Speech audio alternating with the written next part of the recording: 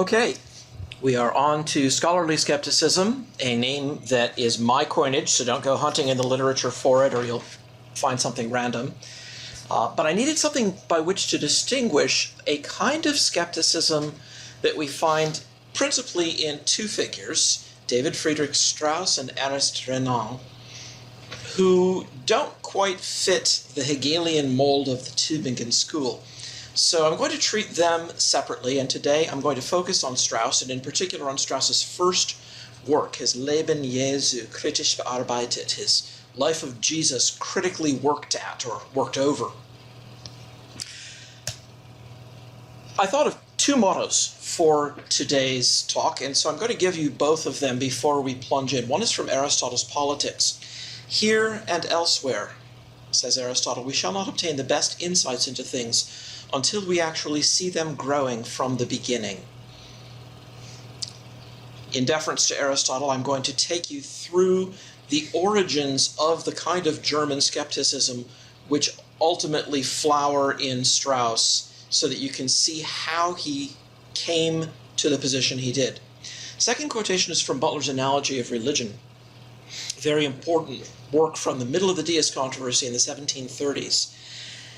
Butler is speaking of the cumulative nature of the evidences of Christianity, and he says, "It is obvious how much advantage the nature of this evidence gives to those persons who attack Christianity, especially in conversation. For it is easy to show in a short and lively manner that such and such things are liable to objection, that this and another thing is of little weight in itself, but impossible to show in like manner the united force of the argument in one view." That kind of piecemeal criticism we have already seen, particularly in Thomas Paine, but you'll see again how Strauss has a myopic approach. He's focused on details, and whether he's right or wrong about those, he just has no sense of the overall picture, and his critics will come and criticize him on just those grounds. Some characteristics of scholarly skepticism. It's centered in Germany, spreads outward from there. In its first phase, it's influenced very heavily by Hume and other deists like Tyndall, but relatively little by Hegel. There is some Hegelian influence. We'll talk more about that as we go along. Hegel obtained a university position in 1816, I believe. But the Hegelian influence is not as pronounced as it will be in the works of people like Bauer and his followers in the Tübingen tradition. It has roots, however, in earlier writers like Remoras and Lessing. Strauss's Life of Jesus was translated into English by the novelist George Eliot, real name Marianne Evans. Evans had been raised an evangelical Methodist and fell into the company of Charles Hennell and his daughter Sarah and others of like mind, and lost her faith and became a sort of genteel freethinker. The second flowering of this kind of skepticism comes in books by Ernst Renan, like The Life of Jesus and The Apostles. We'll take a look at those on Thursday, if time permits.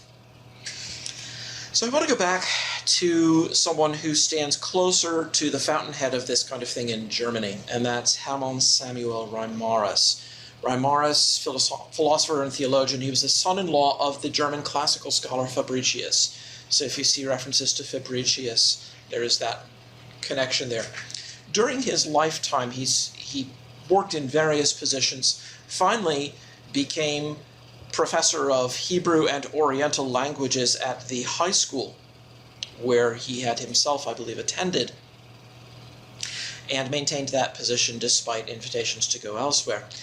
We are a long way from a world where high schools hire professors of Hebrew and Oriental languages. We can reflect on that some other time.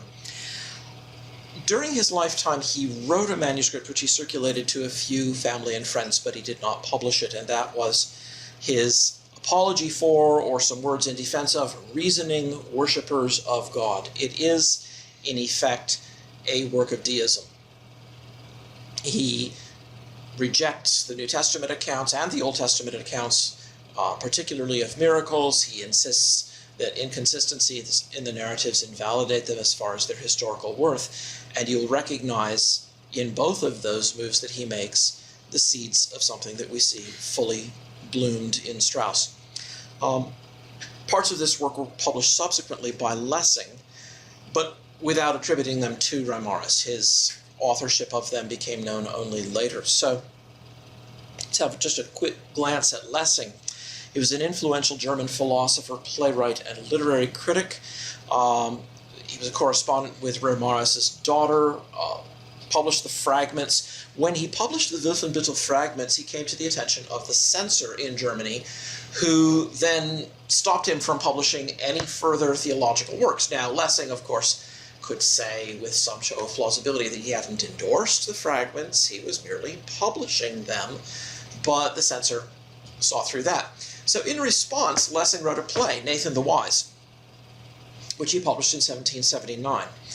And that play has a story of 3 rings in it, and the 3 rings represent the 3 major monotheistic religions, Christianity, Judaism, and Islam.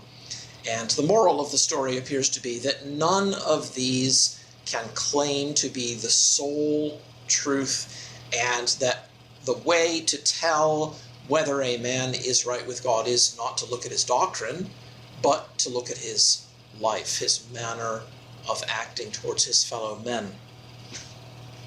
So for Lessing, Christianity is reduced to a set of moral precepts which may be useful for the right kind of person. Someone else might find other moral precepts useful as long as they broadly conform to what we can all sort of sense is right. Here are some things Remoras has to say about miracles. I'm taking all of these quotations from an edition of the fragments published in the 1870s, edited by Charles Voysey. Voysey says that he did not translate them from the German. A friend of his did that, and he is merely editing them and presenting them, occasionally changing a bit of wording, but not the sense of it. So here are some quotations from Remoras in Voysey's edition. To discover whether miracles are true requires as much investigation as the thing they are to prove. Therefore, if you wanted to prove something, why not just set out and do the work to establish it directly? Why take this trip round the barn trying to use miracles to do it? It's a circuitous way to try to arrive at something you should be able to demonstrate more directly. If you read the little piece on the spirit of truth and of power that we had from Lessing that sort of framed continental skepticism of a certain kind, you'll remember that Lessing also felt that appeal to miracles was a roundabout and dubious way of trying to establish things that, if they were true at all, ought to be visibly true. We should be able to see their truth directly. Again, after having ripped on some Old Testament miracles, he says, the miracles of the New Testament are not so outrageous and disgusting as those of the Old, but yet the writers entangle themselves hopelessly here and there in glaring contradiction, and nowhere do they accord to us a report of circumstances and reliable investigation from which one could judge whether the thing supposed to have happened was a bona fide miracle. So they're not as outrageous as Old Testament miracles tend to be, but still we can have no confidence in them. Conclusion he unsurprisingly draws from premises like these is that those who would build Christianity upon miracles give it nothing firm, deep, or substantial for a foundation. That phrase should set you thinking about some other writers, particularly some urbane critics like Matthew Arnold, who wanted to say there's something timeless, permanent, eternally valuable in Christianity, but miracles are the wrong way to establish it. They're the wrong kind of foundation to give it. What are the signs of truth and falsehood? Well, the unerring signs of truth and falsehood are clear, distinct consistency for truth and contradiction for falsehood. This is also the case with revelation insofar as that it must, in common with other truths, be free from contradiction. Now, you've seen similar statements in Paine and Strauss, and we'll talk a little bit about Andrews Norton's critique of Strauss later, but just note the blank way this is stated. Clear, distinct consistency, and contradiction. How about prophecy?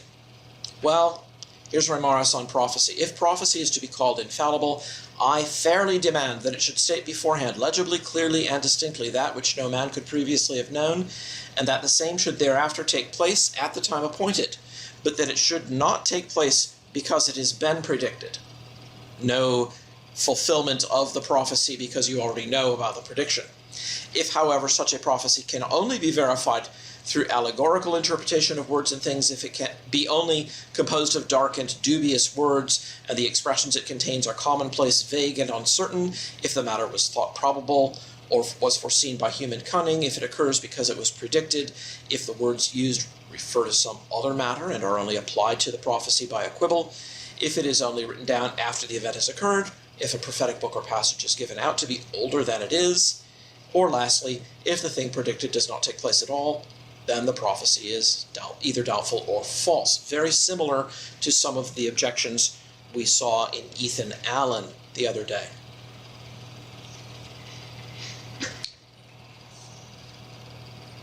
Remoras continues, if then we judge by these rules and commence an investigation of those Old Testament prophecies which have been applied to the New Testament, we shall find them to be worthless and false. Those examples which are most clearly expressed never came to pass.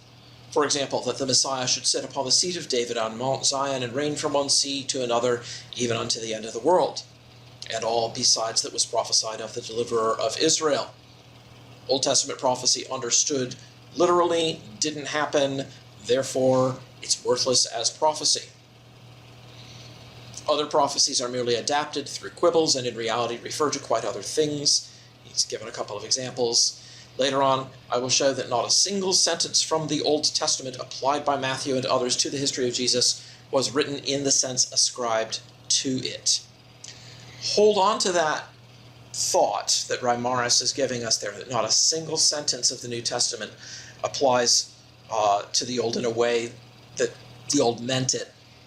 You'll see this again as we're coming forward to look at the work of the establishment skeptics who wrote essays and reviews, and yet again in the work of the Dutch critic Kuenen, who is working in broadly parallel lines with the Tübingen School and takes Old Testament prophecy as his focus.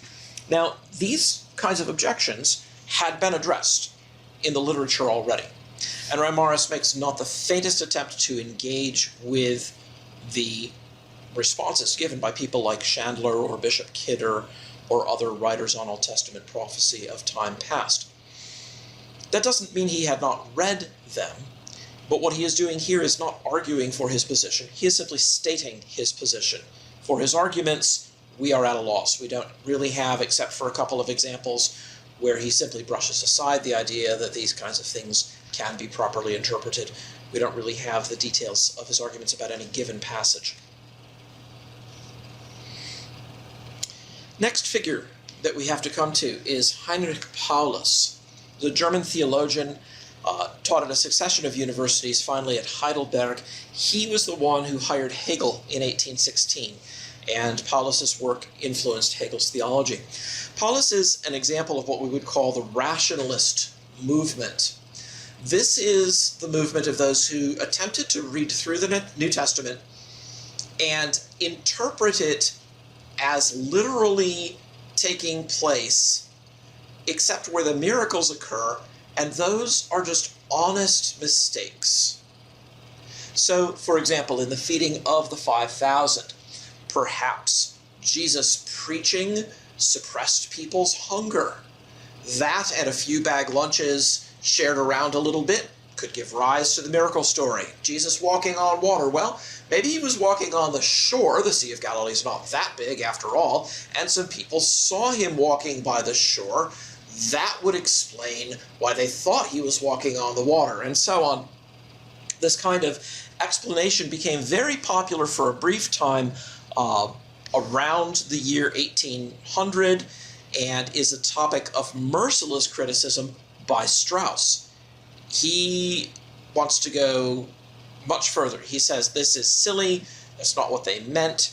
You can't really sincerely believe that honest men with working senses could be mistaken over and over again in these ways. No, it's all or nothing. We have to take this either as totally mythical or allow its literal truth, and we're not going to do that. So Paulus had several followers, and they are known collectively as the German Rationalists. So that word rationalist has a very special meaning here. It does not mean people who believe that there's synthetic a priori knowledge. It's not a term in the Kantian tradition. It does not mean what it might mean later, which is full-blown skeptics. These guys actually thought of themselves as defending Christianity, but they pretty much explained away the supernatural aspect of it.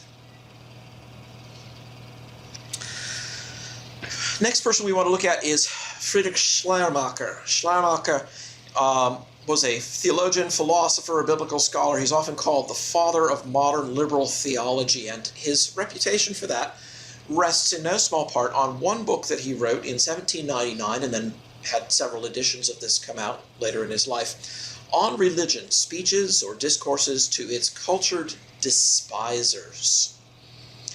Schleiermacher is concerned to save the essence of Christianity as you would want to save the kernel of wheat and discard the husk. So what's the kernel and what's the husk? Here's how he puts it.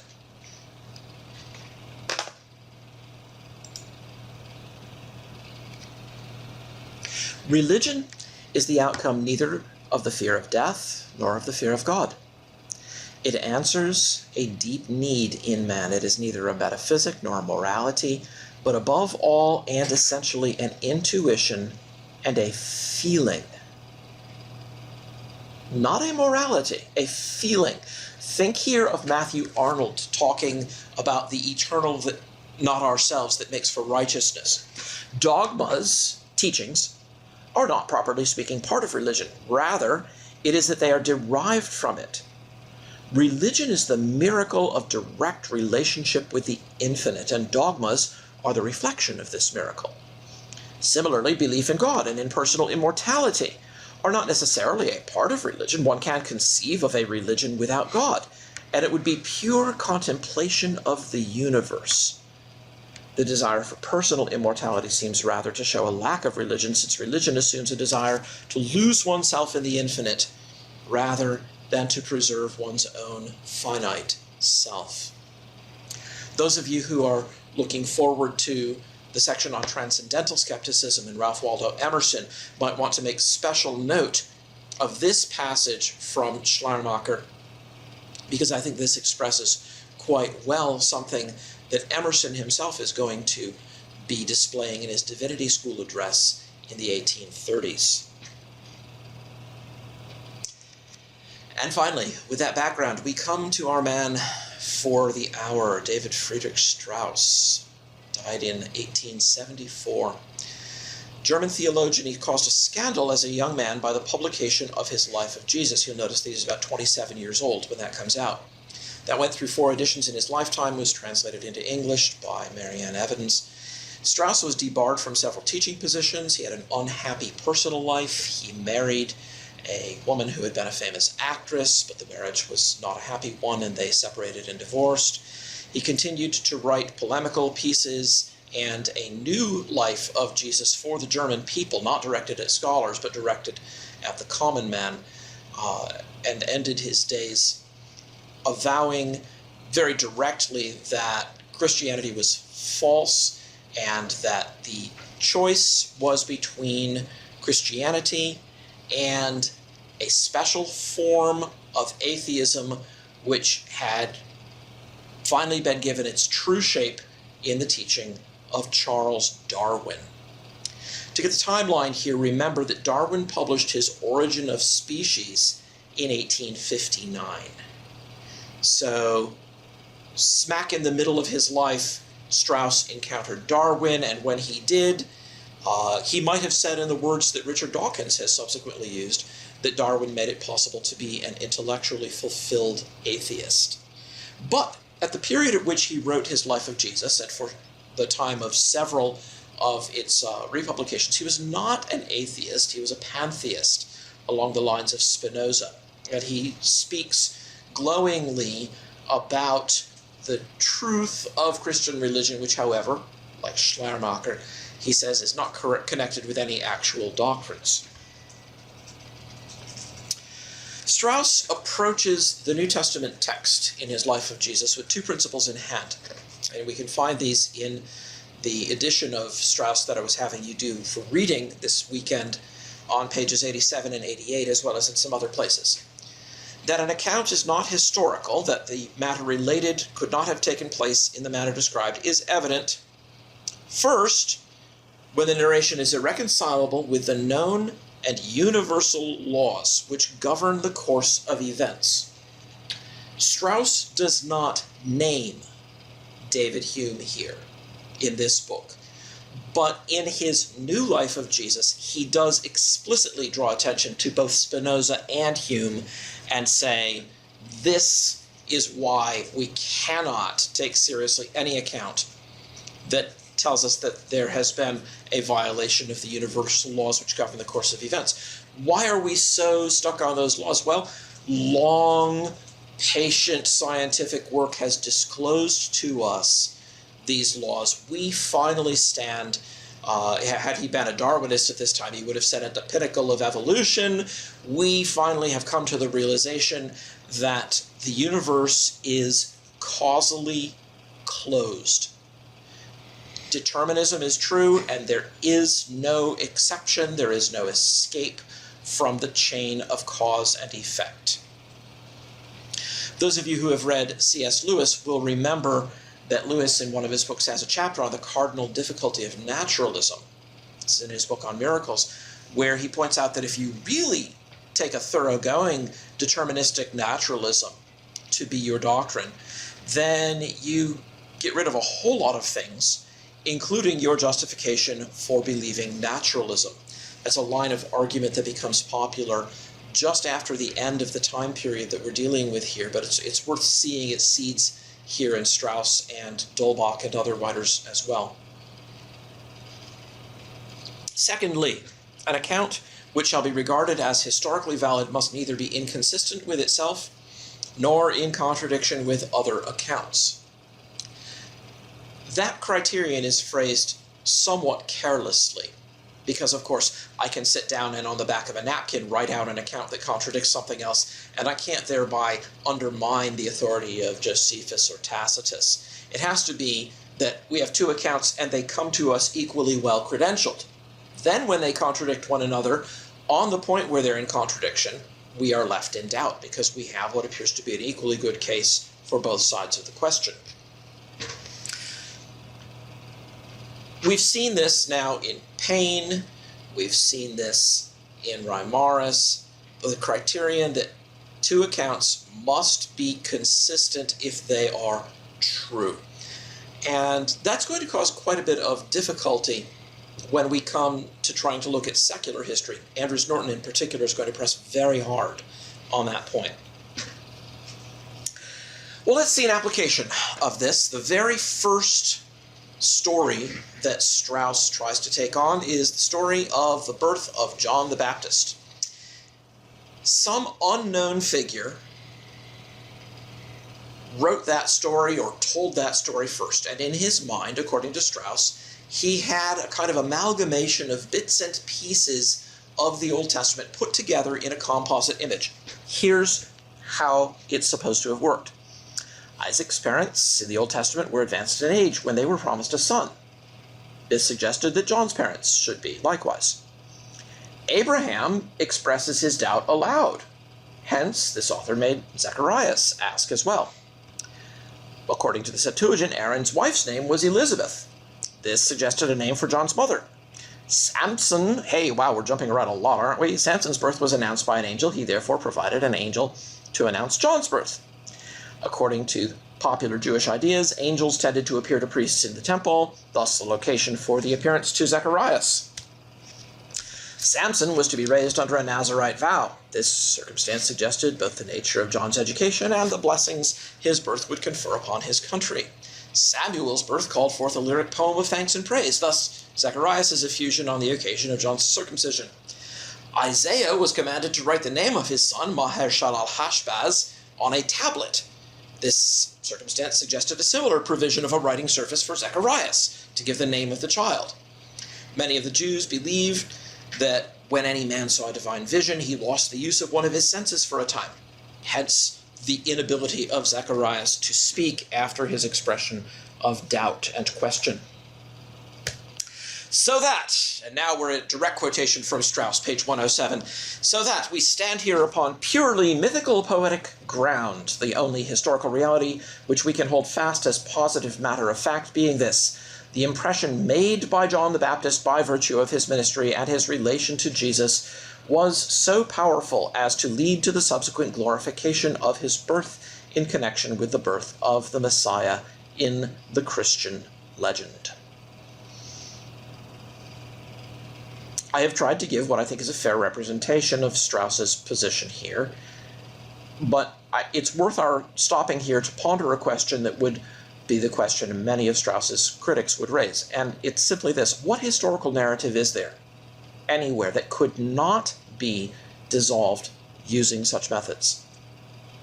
Or to put the question differently, can we actually explain a prima facie historical narrative by finding parallels for bits and pieces of it scattered across the wide surface area of a document as large as the Old Testament? Is that really an act of explanation?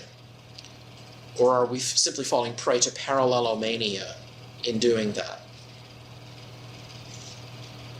Strauss has no question. He says he is explaining these things, and this is, moreover, the scientific way to explain things. Why does he think that this is science? What makes this kind of explanation a scientific explanation? Well, what makes it scientific is that this is the way that Strauss and his fellow scholars were trained to explain away Greek myths. So, if the Greeks and the Phrygians had enmity with one another and had stories about the defeat of each other's gods, then this can be traced back to some innocuous bit of disagreement that they had regarding, say, musical instruments. The Greeks preferring one and the Phrygians preferring another, and as a result of that disagreement, the myth grows up that one god, the Greek god, has defeated the Phrygian god, and it all grows out of this tiny nucleus, and we get bits and pieces of the myth which we then try to farm out in this mythical way. So this word mythos, which he's using constantly, was big at the time, and it was so because that was the popular way of trying to account for the origin of pagan mythology. Strauss is simply more thoroughgoing in his application of it, and he is nothing if not assiduous. He takes his time, he marshals together a numbing array of claims, and then he laboriously writes them all out. And Norton actually makes fun of his prolixity, his tendency to write almost interminably when he could have said what he had to say much more concisely. Did any of you feel like that as you were reading through Strauss? Right, okay.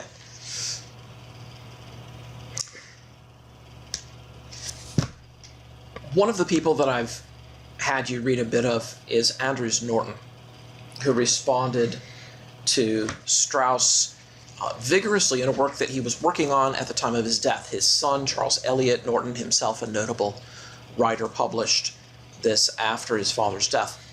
He was a Unitarian scholar and professor at Harvard. He clashed with Ralph Waldo Emerson, and their clash pretty much split the Unitarian movement down the middle. Certainly no conservative. Andrews Norton rejected most of the Old Testament miracles. He also rejected the virgin birth because he thought the first 2 chapters of the Gospel of Matthew were spurious. But he vigorously opposed Strauss and others who were influenced by German thought because he maintained that the historical evidence for the resurrection of Jesus is very strong and is, in fact, the anchor point of the Christian faith. Now, Today, when Unitarianism is almost synonymous with complete lack of belief in any doctrine whatsoever, it may seem curious to look at somebody like Norton and think of him as a defender of a central Christian miraculous claim. But this has been a characteristic of the Unitarians for a long time. We can actually trace this back into, at least the 17th century, when the Rakovian Catechism was circulated among the Polish Socinians. They did not believe in the deity of Christ, so they were Unitarians themselves. And yet the Rakovian Catechism, if you compare it with the Heidelberg Catechism or other catechisms at the time, the Belgic Confession, the Rakovian Catechism contains the most explicit, detailed, unsparing, historical defense of the bodily resurrection of Jesus of any catechism of the time. It goes out of its way in this respect. So there was at the beginning this strand in Unitarianism which, denying various other cardinal doctrines of Christian faith, held very tightly to the resurrection, and Norton stands foursquare in that tradition. In fact, Norton was so distressed with what some of his fellow scholars at Harvard were doing, people like Emerson and Ripley, that he actually went to Charles Hodge and other scholars at Princeton and asked their permission for him to republish some of their essays criticizing his Unitarian colleagues and German skepticism in general in order to help combat this. And they agreed. So there's a little booklet out there with some of these papers. In fact, someone, Hodge, I believe it was, said to him, well, yeah, you're welcome to do that. There is a passage in that paper in which I just, in passing, criticize you as well. I'm happy to cut that passage out for republication. And Norton said, no, I will publish the whole paper. I'm not worried about or afraid of being criticized by any Christian man. That's fine. I'm willing to let that stand. I want the whole paper. And so he published the whole thing. So there's a very curious alliance going on between Norton and the more orthodox scholars at Princeton at this time. There's much more that we could say about Norton, and maybe we'll talk about that in a little while when we get to the Q&A, since you have read some of Norton already. One other, well, here, I'll just read his summary from his internal evidences. My purpose has been to make it evident that this sort of criticism is inapplicable to human testimony. He's particularly concerned with Strauss's attempt to pick holes in things by noticing minute discrepancies, arguing from silences, and so forth. Inapplicable to human testimony, to profane history equally as to the Gospels, and that its results have no tendency to invalidate the essential truth of any narrative subjected to it. I speak of that spurious criticism which, setting aside all the knowledge respecting the fallibility and inaccuracy of human testimony that experience is continually teaching us, represents it as an objection to the essential truth of an account found in the narratives of different writers, that these narratives do not agree with each other in all their parts, that they are more or less encrusted with errors of various kinds, and that none of them is without flaws. Truth is not dug from the mine of history as one entire and perfect chrysolite, any more than it is so found in the everyday relations of common life. Different original accounts of the same series of events, when they agree in the main facts but are inconsistent in minor particulars, confirm each other, since they show that the narrators give independent testimony and had each separate sources of information. While on the contrary, were it possible to find different accounts professedly original perfectly agreeing in all their details, this would be a phenomenon hitherto so unknown as either to justify the suspicion of collusion in the writers, or to lead at once to the inference that we had in fact but the testimony of one witness whom the others had copied. Three things come to mind there. One is the rather similar statement that William Paley makes in his view of the evidences of Christianity, that the ordinary character of human testimony is substantial truth under circumstantial variety. Another is the fact that Thomas Starkey, the eminent legal scholar, quotes Paley in his practical treatise on the law of evidence, and I think that John put that up in the group last time. We don't have that in the database, but we can give you a Google link to Starkey on evidence if you like, where he directly engages with Hume. And the third is that other writers like Whately and Eberhard are largely coming from a position where they say small discrepancies are just inconsequential. We get them everywhere. Maybe there could be a resolution of them, but it's not worth trying to descend to the point of defending every particular alleged error from this charge. James Orr says in his book on Revelation and Inspiration, even though he thinks many of the charges are spurious, he says to try to make the absolute infallibility of the narrative the main point is suicidal. You'll never get anywhere because you'll just forever be addressing objection after objection, whereas the substantial truth should be the main thing that we're going for first. So various writers of more or less orthodox persuasion who would probably not have been comfortable taking it as far as Norton does still maintain that the substantial truthfulness and the independence of the writers can be seen from the very diversity of the way that they record things. So passages in Watson as well will come to mind. Talk more about Thomas Cooper, I hope, later this week, but Cooper's a really interesting fellow in connection with Strauss. English lecturer, political reformer, self-educated savant.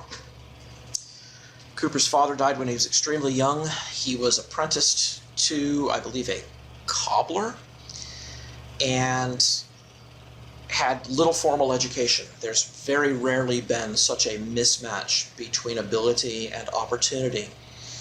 When he got access to the British Library, he started reading through vast swaths of it. He taught himself 13 languages, was a lecturer on a staggering array of topics. He was also a Chartist, a member of an early movement for the rights of factory workers.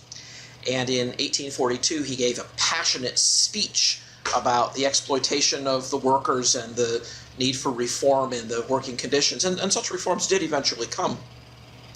However, after he gave the speech, some people, roused to a frenzy, went off and burnt down some houses, and they couldn't catch the perpetrators, but everybody knew Cooper had given the speech, so they threw him in jail. Everyone agreed that he had not actually engaged in the destruction of property.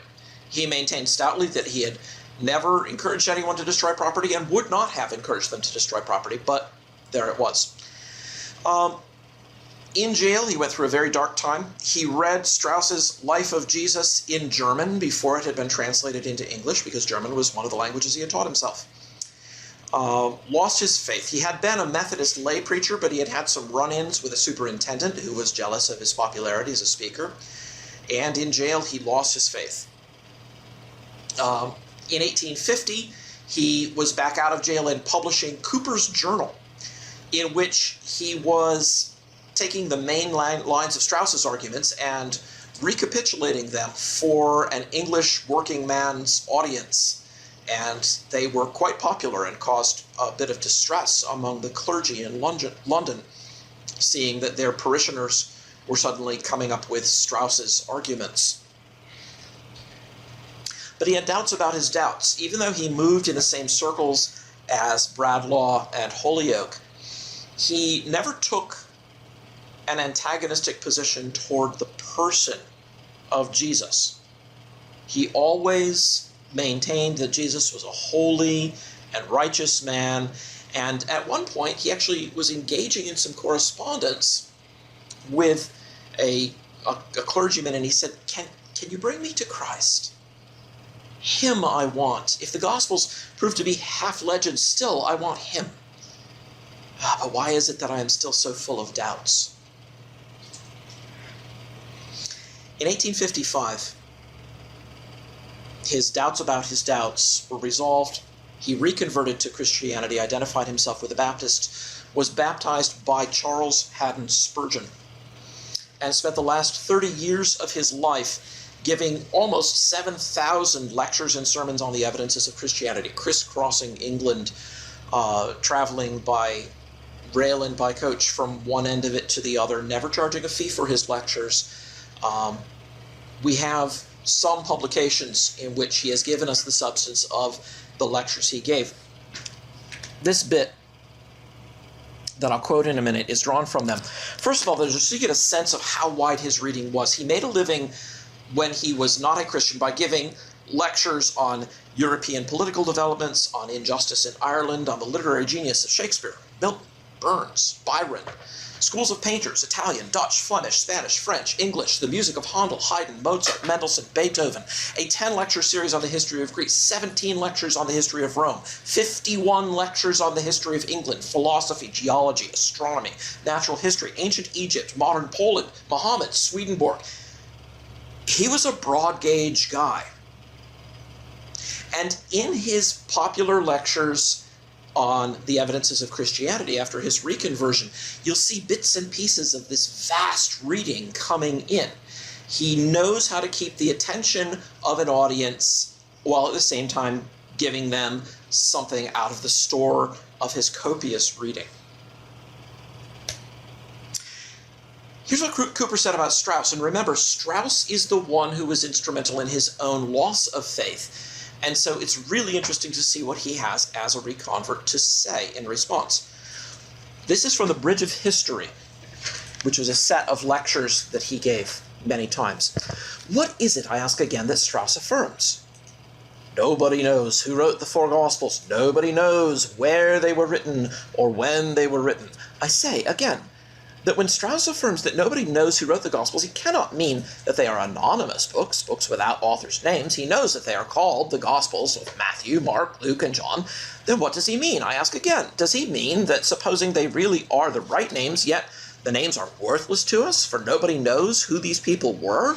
They are mere men in the moon, there is no historical identity about them, there is nothing on record to connect them with the history they narrate, if it be a history? But if this be really what Strauss means, the simple reply is, it is not true.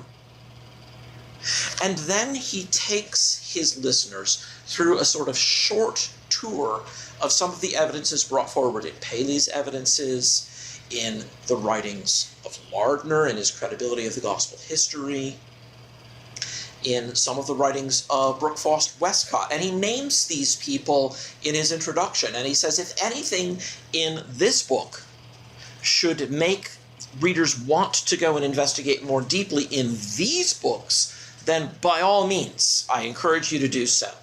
So he's pushing his audience, originally his listeners, then his readers, to study some of these older, substantial works on the evidences of Christianity.